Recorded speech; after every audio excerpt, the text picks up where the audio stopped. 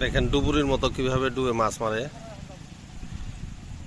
এই জাল দিয়ে ঘিরে তারপর তারা একের পর এক ডুবে ডুবে মাছগুলো ধরবে, বড় বড় মাছ।